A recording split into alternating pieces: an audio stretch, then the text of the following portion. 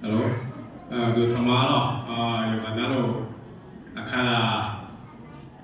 Mida Akada Lavigano. You are told about the Domsi. Akada Honi.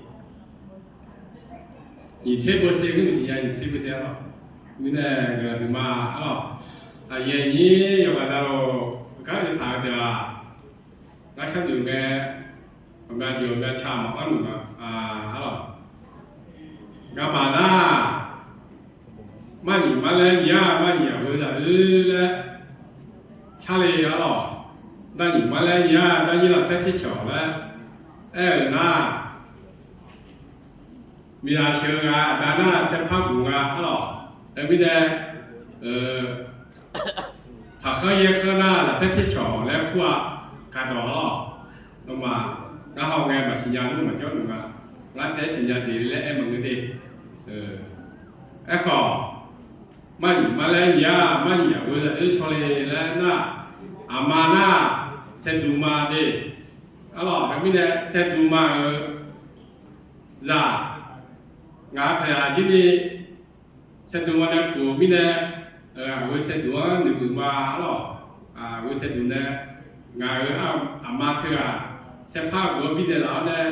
จากปีโจแล้วเนี่ยงาพิเกินเนี่ยละก็เลยมาแล้วเวเสตุที่นี่มากากจนละหอกเลยมาเนี่ยมาหรอมากากจนละหอกนู้นถิ่นดากาเตียแล้วก็เลยมาแล้วคือมาหรอก็มีเนี่ยยูอาญานี้เอาไว้จะเล่นนุ่งชอเดี๋ยวอยู่กันหน้าอุตาอะไรมาจากคือขอคำเนี่ยดอนเนี่ยอะไรจากคือเนี่ยอยู่กันหน้าโลยมมุงจะสัตว์ด้วยคือก็เงินราคาที่เช่อยู่หรือว่าอุลิขอราคาที่เช่เราคือเลี้ยวเนี่ยอีกเข้าคือเรื่องเนี่ยคือถุงจอนี้จำมือเจ้าสัตว์ว่าจะจดแต่ละมาหน้ามาก็นี่ดูมากว่าจะทำมาหน้านี่จะจดแต่ละอินเดียสิ่งที่มอลเลยยาตาที่ปุ่มเลยขอ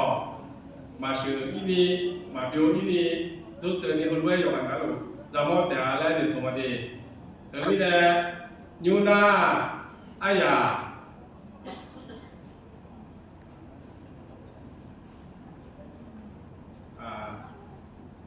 在多几号呢，两堂啊几个咯，我们每个号，马代号啊几代号，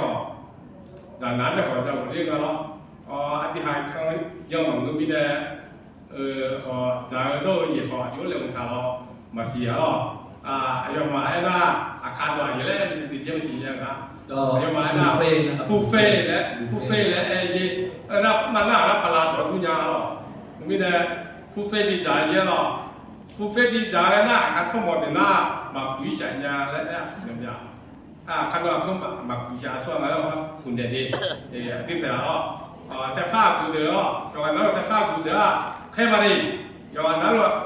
มาวิชาส่วนมาแล้วทั้งหมดเดือดพอเขากูเด็ดทั้งหมดเนี่ยมาวิชาสัญญาแล้วเนี่ยก็อย่างไรกันทุกเจ้าเนี่ยส่วนตัวเช้าอย่างแล้วคุยแล้วผมอยากก็ตัวไก่งา咯ผู้เฟจะก็มาจ่ายยาทั้งหมดเนี่ยวิเนี่ยไอ้ข้อนี้นะมาจ่ายยาแล้วบอกว่าหนูมาจ่ายยาเดี๋ยวเราขอที่จะใช้พักกูนะเธอถึงก็ได้เธอถึงได้มาจ่ายหมดเลยอ๋อนี่ใช้พักกูเดี๋ยวเราบอกกูจ่ายละเดี๋ยวชาวกูจ่ายเดี๋ยวมันเดี๋ยวหอกเกินเนี่ยแล้วมาล่อเดี๋ยวพออย่างนั้นเดี๋ยวเรามาสูมาสัญญาเดี๋ยวเราแล้ววิเนี่ยอย่างนั้นเรามีเยอะบุษราเพื่อเดี๋ยวมีเนี่ยอย่างนั้นเรามีเยอะบุษราเดี๋ยวอาการอีกแล้วข้อนี้รัฐเราหน้าเจ้ามาจากผู้ชนะแล้วก็เจ้ามาจากมัวหรออาจารย์มีในเชิงเหนือหรือว่าเรื่องกันเนี่ยอาจารย์มีเชิงหุบกันเนี่ยแต่เด็กก็หาเพลาหน้าก็เลยจะที่จะมากินยาหรอไอ้ข้อนี้อาจารย์มีน้องมามีชีก็เลยจะส่งเช็ดยูทุกเนี่ยที่ยาทุกนะที่ยาทุกคนนี้น้องมาบินละเดียแล้วแต่มีน้องมาก็เลยบินละเดียแล้วน้องมาจะเกิดแล้วเนี่ยน้องมาไอ้เกิดเนี่ยอาจารย์มีกันยาเดียแล้วเดี๋ยวตรงมาดีก็เลยมาหรอวันนั้นหรอ